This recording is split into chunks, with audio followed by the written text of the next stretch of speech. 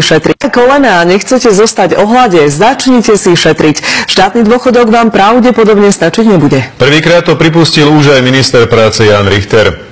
Kto si v budúcnosti nenájde aj iný zdroj príjmu, životný štandard sa mu poriadne zníži.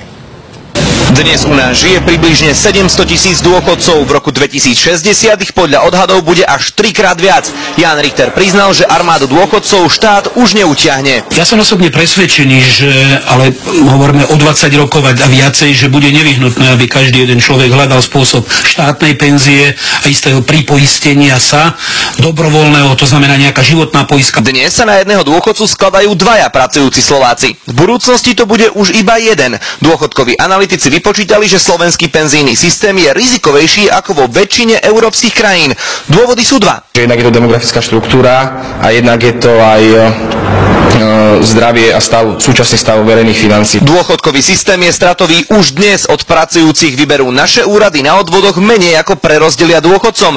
Na penzie preto posiela aj štát. Z rôznych iných fondov, prípadne z dotácií zo štátneho rozpočtu. V lani to malo byť až 900 miliónov. V konečnom dôsledku vďaka lepšiemu výberu a iným faktorom sme nakoniec potrebovali iba 453 miliónov eur, čo je presná polovica z tejto sumy. V dlhodobom horizonte najlepším riešením je samozrejme zvýšiť slovenskú pôrodnosť. Pôrodnosť na Slovensku je v súčasnosti jedna z najnižších v Európskej únii. Kým v roku 1950 u nás ženy rodili v priemere 4 deti, v 90. už len 2. No a v súčasnosti ani nie 1,5. Študent Tomáš Kabina vypočítal, že na udržanie súčasného systému by bolo treba spraviť aspoň jeden z týchto absurdných krokov.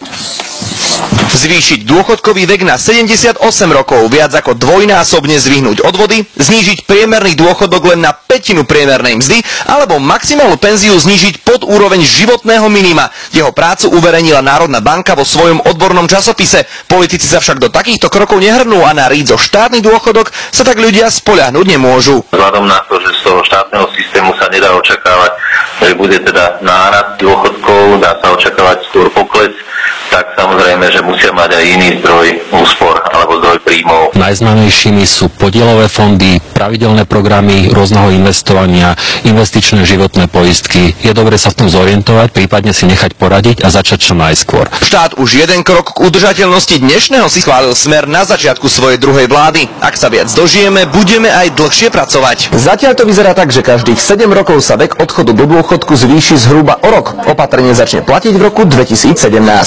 Viktor Vince, televízia Marky.